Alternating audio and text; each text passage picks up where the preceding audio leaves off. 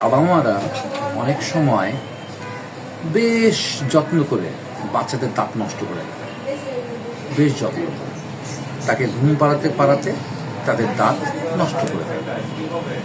এই ব্যাপারটা একটু ব্যাখ্যা করি যে যত্ন করে আদর করে কীভাবে দাঁত নষ্ট করে। অনেক ভাববেন যে আদর করে চকলেট দিয়ে দিচ্ছে এই জন্য দাঁত নষ্ট। না না, চকলেট খাওয়ার বয়স শুরু হওয়ার আগে তার দাঁত নষ্ট হয়ে গেছে। আপনারা দেখবেন 2 বছর বয়সী বাচ্চা কিংবা 3 বছর বয়সী বাচ্চা, এদের দাঁত দেখবেন যে কালো কালো হয়ে গেছে, ক্যারিজ হয়েছে, ভেঙে গেছে, খুবই বিশ্রী একটি পরিস্থিতি তাদের তৈরি হয়ে গেছে।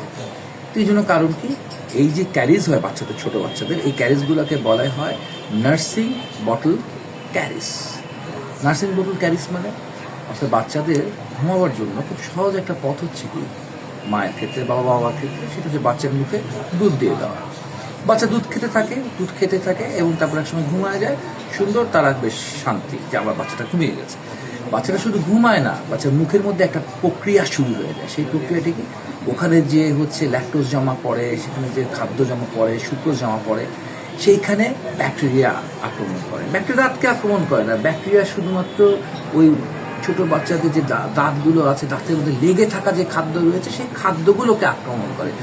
সেই খাদ্যগুলোকে আক্রমণ করে সে এক ধরনের অ্যাসিড ছাড়ে, সেই অ্যাসিডে বাচ্চাদের দাঁত ক্ষতিগ্রস্ত হয়। দাঁতের ডেন্টিন, দাঁতের এনামেল, এখানে ডিমিনারালাইজেশন ঘটে।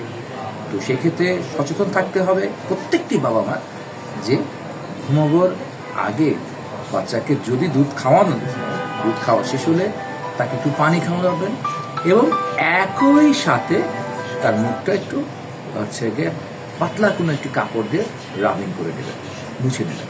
সবাইকে ধন্যবাদ।